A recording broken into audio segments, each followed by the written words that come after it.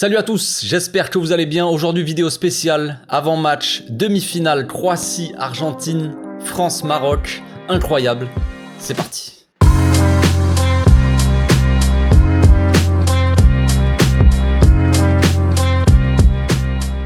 Au passage, n'hésitez pas à vous abonner, liker et commenter, c'est le meilleur moyen de me soutenir et ça fera plaisir à tonton. Plus que 4 équipes les amis, et oui la tension monte, je sais bien, vous supportez telle équipe ou telle équipe, est-ce que Messi va remporter sa première Coupe du Monde, c'est incroyable, je ne sais pas. Est-ce que la France va faire un doublé historique? Est-ce que le Maroc va écrire l'histoire et être la première équipe africaine à remporter la Coupe du Monde? Qui sait? Voilà, j'en profite pendant qu'il y a encore un peu tout le monde sur la vidéo, avant que les gens ne partent de cette vidéo. Dans les commentaires, je vois quand même pas mal de gens qui se méprennent, qui ne comprennent pas très bien. Alors, on va éclaircir un peu tout ça. On va essayer d'être un peu, de réfléchir un petit peu. Voilà. Il y a beaucoup de gens qui écrivent des commentaires et qui ne réfléchissent pas spécialement avant de l'écrire. Donc je comprends, c'est difficile. Déjà, des fois, de réfléchir comme ça, c'est difficile, ça fait mal au crâne pour certains, donc voilà. Pendant cette Coupe du Monde, il y a beaucoup de nouvelles personnes, de nouveaux spectateurs qui sont arrivés sur cette chaîne-là, et qui ne me connaissent absolument pas du tout. Qui ne me connaissent pas, qui ne savent pas si je fais de l'humour ou si je fais pas de l'humour. Ils prennent tout premier degré, on va dire, et ils commentent après, voilà. Donc, incompréhension. Je peux comprendre ça. Il y a beaucoup de spectateurs aussi qui se posent quelques questions, ils comprennent pas, des maillots, des trucs comme ça, alors on va essayer d'être un peu clair. Ce n'est pas parce que je soutiens, déjà, on va éclaircir plusieurs points, c'est pas parce que je soutiens une équipe que je dis que cette équipe va gagner, hein, c'est ce qu'on m'avait sorti pour le match Maroc-Espagne. Voilà, j'avais dit que j'étais plus pour l'Espagne, et c'est pas parce que je suis pour l'Espagne que j'ai dit l'Espagne va gagner, tu vois. Déjà, il y a un petit problème de compréhension, mais bon, ce n'est pas grave, à la limite, on peut passer à côté, c'est pas très grave. Sachant qu'en plus, voilà, quand même, je soutiens un peu le Maroc. Depuis le début de la Coupe du Monde, même un peu avant. J'ai commencé à m'intéresser à cette équipe, que je trouvais intéressante, et je me suis dit qu'elle pouvait faire une bonne Coupe du Monde. Mais il y en a qui débarquent sur une vidéo, qui me voient dire un truc, et qui direct... Ah ouais, oui, frère, c'est compliqué, je sais bien, c'est difficile. Ce n'est pas parce que, derrière moi, il y a un maillot accroché d'une autre équipe, que ça veut dire que je soutiens cette équipe. J'ai eu un petit commentaire, j'avais mis le drapeau du Portugal quand il y a eu Portugal-Maroc, je savais que je me suis dit, je vais mettre le maillot du Portugal, je me suis dit, ça se trouve, ça va être mal compris, il y a quelqu'un qui va comprendre le truc de travers, qui va se dire, ah, il est pour le Portugal. Absolument pas.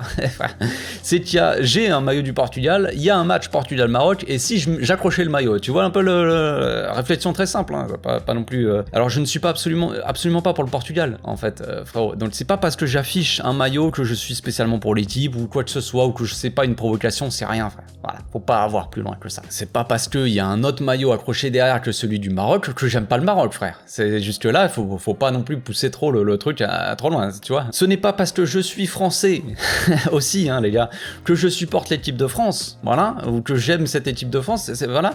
Et c'est pas parce que je ne supporte pas cette équipe de France alors que je suis français qu'il faut venir aussi m'emmerder à me dire, mais pourquoi tu supportes pas l'équipe de France? C'est comme ça, frère. Pourquoi je supporte pas le FC Metz? J'en sais rien, frère, c'est comme ça.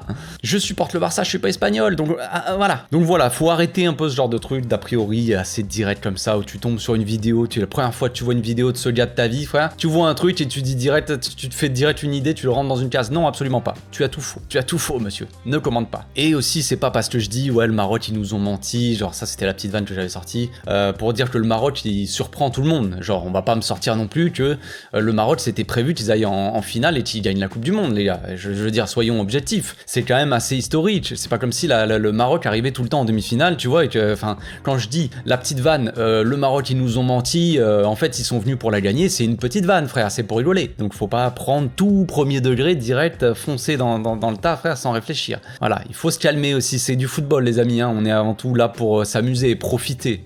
Surtout quand ton équipe gagne, il faut un peu sourire à la vie, et voilà, c'est mieux comme ça. Donc, voilà, on va parler un peu des matchs quand même, je pense que j'ai assez parlé de ça. On arrive aux demi-finales, les amis. Demi-finale et rien n'est joué. 4 équipes qui vont se battre pour la même chose, la Coupe du Monde.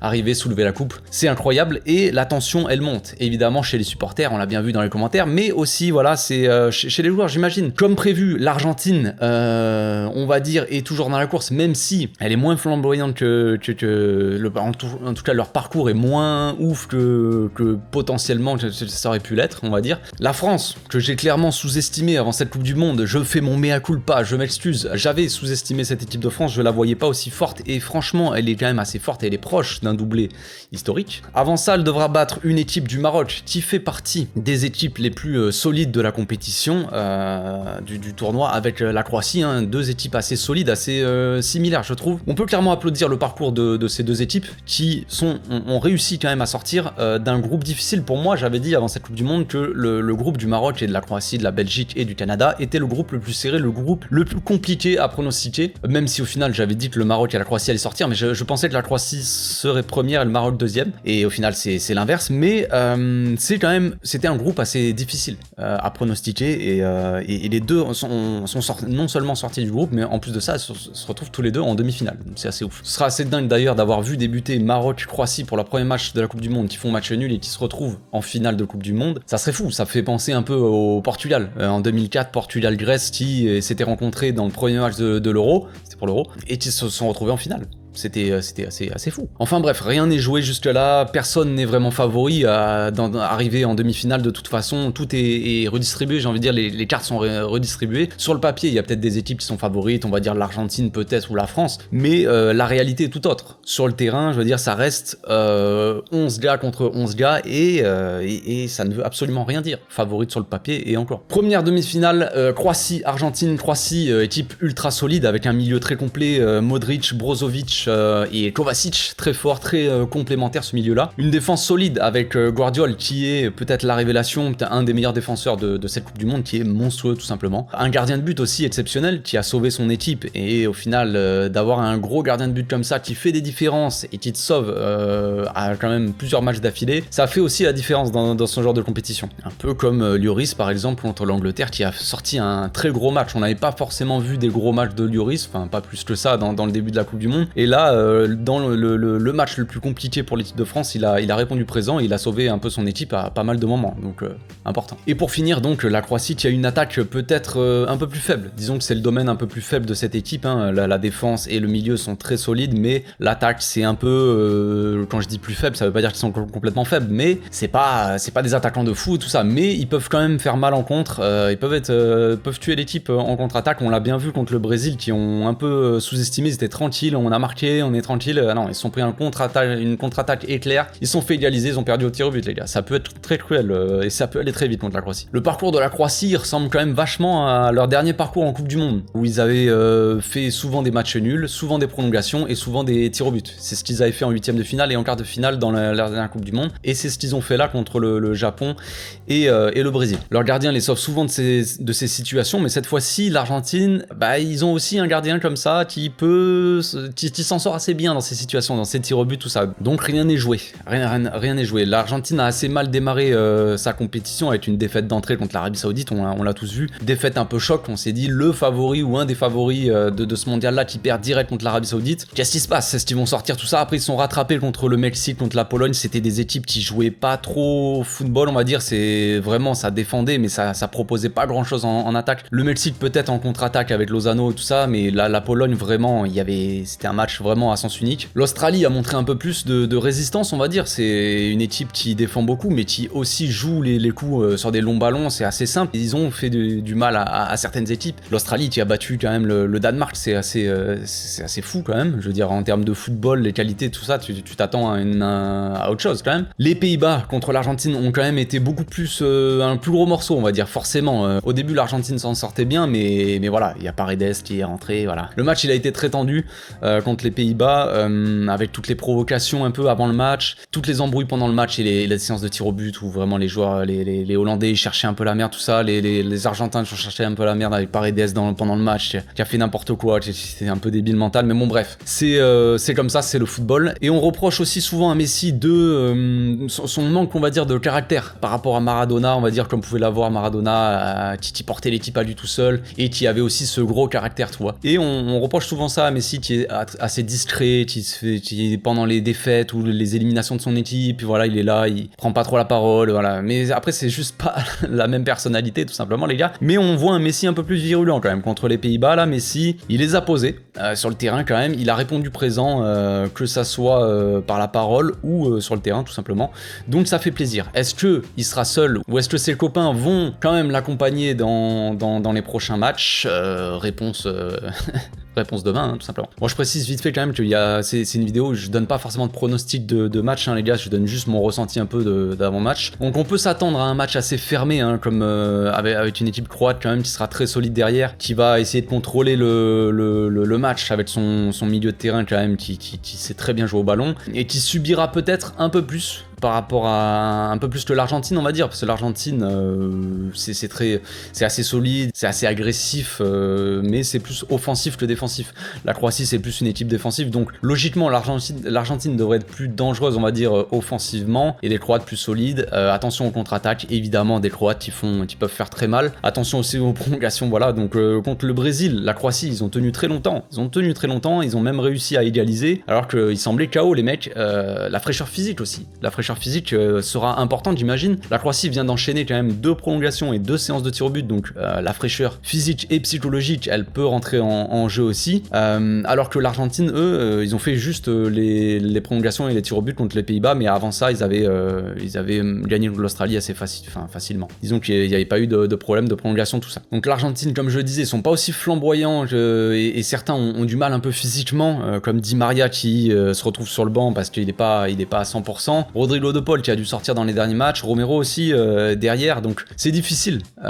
Messi qui avait eu aussi des gènes avant la compétition, donc ça n'aide pas forcément à être à 100%, que tout le monde soit à 100% en même temps, que tout le monde, tu vois, forcément ça n'aide pas. À côté de ça, les Croates, les mecs, on dirait qu'ils sont infatigables, c'est limite douteux, mais bon, ça risque d'être un match assez, un match qui va ressembler peut-être beaucoup au match Croatie-Brésil, je pense, dans les deux équipes qui savent très bien jouer au ballon, qui vont essayer de contrôler le match, les deux, et une équipe qui est plus offensive, comme je l'ai dit, et une équipe qui est plus défensive. Attention, ça sent quand même le match nul, les prolongations, les tirs au but, ça sent très fort. On passe maintenant au match peut-être le plus attendu par rapport à ceux qui suivent la chaîne, j'imagine, France-Maroc, les amis. Le parcours du Maroc, il me fait penser un peu à celui du parcours à celui de la France en 2018, bizarrement. Dans le sens où c'est avant tout une équipe qui cherche à être solide derrière et après tuer les équipes adverses, les adversaires en contre-attaque. Ce n'est pas péjoratif de dire ça, il faut pas prendre mal les choses, les amis, je précise avant parce qu'on sait jamais quand même. Donc ce n'est pas,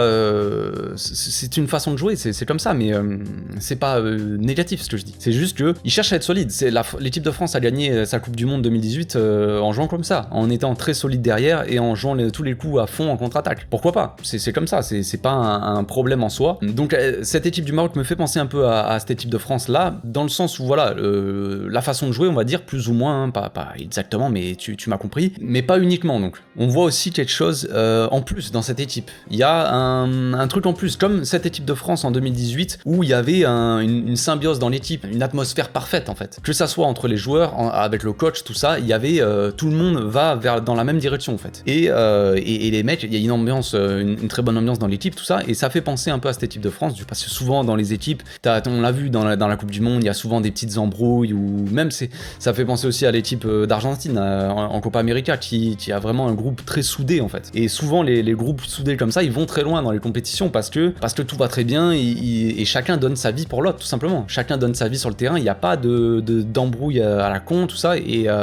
ça fait la différence dans les compétitions comme ça. Il y a aussi le critère famille, on va dire. On l'a vu, après les matchs, tout ça, il y a les mères, les parents, tout ça des joueurs, et ça aussi, ça fait la différence. Ça fait la différence parce que on voit que la famille, elle apporte quelque chose en plus aussi, forcément, parce qu'il y a un mélange d'euphorie, on va dire. Les joueurs sont euphoriques parce que ils passent petit à petit, ils éliminent des équipes et ils vont jusqu'en demi-finale, finale, on verra, tu vois. Donc forcément, il y a une sorte d'euphorie, les joueurs sont contents, forcément ça monte, la tension elle monte, la joie aussi petit à petit, enfin bref, il y a un peu de tout qui monte en même temps, et ça transcende un peu les joueurs aussi, le fait de gagner, tout ça, de pouvoir y croire en fait.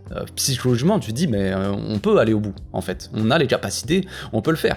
Donc il y a ce côté côté-là, et il y a le côté aussi famille qui va te faire garder les pieds sur terre, on va dire. Et qui va te dire, bah ok, tu gagnes, mais voilà, tu profites aussi de l'instant présent avec ta famille, et c'est que du bonheur en fait. Et c'est un petit truc en plus, ça. Psychologiquement, ça aide énormément les joueurs, je pense. Donc tout est fait pour que le Maroc aille au bout, mais il y a quand même un petit problème dans l'histoire, évidemment, il y a toujours des problèmes, les gars. C'est évidemment les blessés. Les joueurs, ils ont beaucoup donné sur le terrain, comme je l'ai dit, ils ont donné leur vie sur le terrain, voilà, et maintenant ça se paye un petit peu, forcément, les prolongations contre l'Espagne, la prolongation contre l'Espagne n'a pas aidé forcément physiquement. Les types, ils ont perdu Mazraoui, ils ont perdu Aguerd, ils ont perdu Saïs contre le Portugal, même si déjà contre l'Espagne ça tirait un peu. On sait qu'Amrabat, il a quelques petits problèmes physiques, peut-être au dos. Il y a Hakimi aussi qui avait quelques gènes, donc il y a beaucoup de joueurs comme ça, ça commence à tirer forcément. Il y a Ziyech, Boufal, tout ça qui donne beaucoup défensivement, vu que l'équipe elle défend énormément. Il y a tous les joueurs qui défendent, tous les joueurs qui attaquent. Donc forcément les joueurs ils donnent beaucoup d'énergie là-dedans, et forcément beaucoup de dépenses d'énergie, bah l'organisme ça commence à être compliqué, forcément musculairement ça commence à tirer, donc c'est dur, forcément c'est dur, et là le Maroc ils ont quand même pas mal de blessés. Alors est-ce que ce milieu là aussi pourra tenir le rythme jusqu'au bout? Est-ce que les joueurs qui sont blessés, est-ce que la charnière centrale, déjà Aguerd, Saïs, Mazraoui, est-ce qu'ils seront de retour contre la France? C'est un peu les grandes questions de ce match-là déjà, de cet avant-match on va dire. Parce que forcément une défense, c'est le Maroc est la meilleure défense de la Coupe du Monde, c'est pas pour rien. Et si ces joueurs-là sont absents, forcément l'équipe est différente. Même si le remplaçant de Aguerd a fait un très bon match contre le Portugal, évidemment que si le Maroc perd la moitié de ses joueurs sur blessure, c'est plus compliqué. À côté de ça, la France, ils sont beaucoup plus forts que je l'attendais, que je le pensais. Rabiot et Griezmann, ils font une Coupe du Monde assez monstrueuse, hein, assez exceptionnelle, je trouve. Mbappé, comme souvent, il est au rendez-vous, et c'est le joueur à surveiller évidemment de cette équipe-là, hein, offensivement. Le retour de Giroud aussi dans le 11 bonifie l'équipe. On retrouve un peu l'équipe tueuse qu'on avait vue en 2018, parce que évidemment Benzema c'est un très bon joueur de football, et quand on compare, on va dire, Benzema à Giroud, c'est pas les mêmes qualités. Benzema est un meilleur joueur de football, on va pas se mentir, mais tu as des joueurs comme ça qui font qu'une équipe marche mieux tout simplement, et Giroud par exemple va bonifier peut-être autour de lui Griezmann et Mbappé. C'est ce qu'on avait vu dans la Coupe du Monde 2018, c'est ce qu'on est en train de voir là, donc c'est aussi une bonne nouvelle chez Giroud, et en plus de ça il claque pour le coup. En 2018 il avait pas marqué de but, il y avait l'excuse Giroud il marque pas de but, il est pas important. Là cette fois-ci on a un Giroud buteur qui a été décisif dans la victoire d'ailleurs contre l'Angleterre. Donc parlons un peu de l'Angleterre. Tout n'est pas parfait pour cette équipe de France évidemment. Contre l'Angleterre c'est passé, mais c'était quand même assez limite. Harry Kane qui loupe son deuxième penalty. Alors oui, la France a gagné évidemment, mais est-ce que c'est vraiment mérité à 100%, ou est-ce que c'est un peu chanceux? Un peu des deux, parce que on a vu quand même une Angleterre au-dessus de la France, hein. Concrètement, on va pas se mentir, Bukayo Saka et tout, d'autres, Phil Foden, Harry Kane aussi, mais il y a quand même beaucoup de joueurs qui ont fait du mal à cette équipe de France, qui ont apporté beaucoup de danger. L'équipe de France, ils étaient en galère par moment, ça a tenu évidemment. On va pas cracher dans la soupe. On est bien content qu'Harry Kane il ait loupé son deuxième penalty, ok, mais moi c'est la question que je me pose, c'est comment tu peux offrir 2 penalties à cette équipe à ce niveau de la compétition. T'arrives en quart de finale quand même et tu donnes 2 cadeaux à l'Angleterre, c'est quand même assez fou, 2 pénaltys quand même. Donc forcément la défense elle est pas, je sais pas. Là pour le coup c'est une équipe de France totalement différente qu'on a par rapport à 2018. En 2018 on avait vraiment une équipe très solide derrière. C'était surtout défensif avant tout et après vraiment offensif en contre. Et là, pour le coup, la plus grosse interrogation, le côté le plus faible, on va dire, de cette équipe de France, c'est la défense. Même si ils ont été très solides jusque là, je dis pas le contraire. C'est le truc qui t'apporte le moins de certitude, parce qu'offensivement, ça peut venir de partout, Mbappé, Dembélé, Giroud de la tête, voilà, avec un Griezmann monstrueux au milieu, un Rabiot avec énormément d'activité, un Tchouaméni qui est bon en 6 et qui en plus commence à marquer des buts. Donc on a vraiment un milieu assez complémentaire et assez monstrueux dans le volume de jeu, dans la création, tout ça, avec un Griezmann très intéressant dans ce rôle-là, un Rabiot qui a un volume de jeu monstrueux, le mec, je sais pas, il a mis sa mère de côté, je sais pas, il commence à jouer au foot, et une attaque très dangereuse, mais la défense c'est ce qui t'apporte, voilà, parce que Théo Hernandez, offensivement, il est très intéressant, mais défensivement, c'est quand même assez... il s'est mangé des petits ponts pendant toute la Coupe du Monde, il a quand même pris pas mal, donc à voir. À voir si ça tient face au Maroc. Giroud a sauvé les siens sur un but de la tête contre l'Angleterre. Mbappé de son côté, lui, il a été bien muselé par les Anglais. Voilà, c'est quelque chose qui va être assez intéressant côté Maroc, évidemment, parce que Mbappé va retrouver son pote Hakimi sur le côté gauche, côté droit marocain, donc on verra.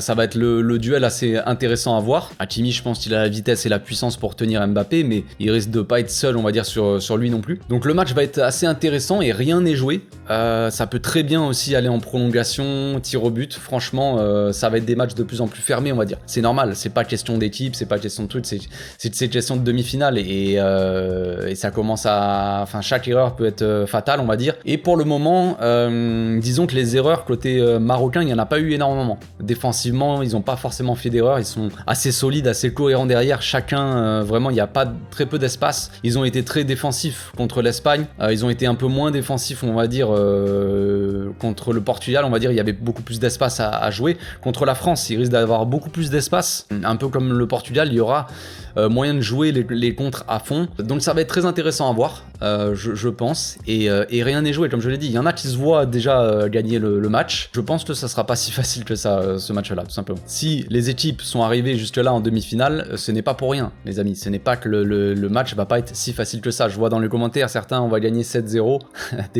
On va se détendre un petit peu quand même, parce que oui, l'équipe de France, elle marque des buts, mais elles en ont pas mis 50 contre l'Angleterre. Et le Maroc a une meilleure défense, donc calmons-nous un petit peu. La France a un petit avantage par contre niveau fraîcheur, c'est qu'elle est pas allée en prolongation pour le moment et qu'ils n'ont pas forcément de joueurs blessés dans la compétition. Je sais ce que vous allez me dire que oui, il y a 50 millions de blessés avant la Coupe du Monde, Kipembe, Pogba, N'Golo Kanté, tous ces joueurs-là ils manquent à cette équipe, évidemment.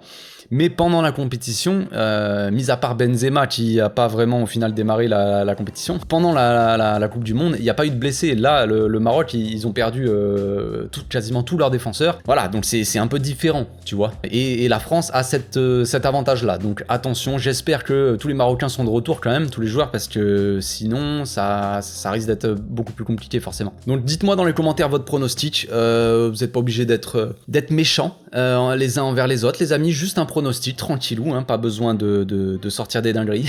Dites-moi quelle équipe vous voyez, que ça soit la Croatie, quelle finale vous voyez aussi. Moi je dis qu'un Maroc-Croatie en finale peut être très très possible, les amis. Voilà. Je dis pas que c'est ce que je veux voir ou peu importe, on s'en fout. Je dis que c'est très possible que ça arrive. Il y a de fortes chances que les deux matchs soient des matchs nuls, prolongation, tir au but, ça passe au tir au but. Donc ça risque d'être pile ou face, on verra. J'ai hâte de voir ça. Donc on se retrouve demain les amis pour le débrief Croatie-Argentine. D'ici là, portez-vous bien, passez une très bonne journée. Ciao.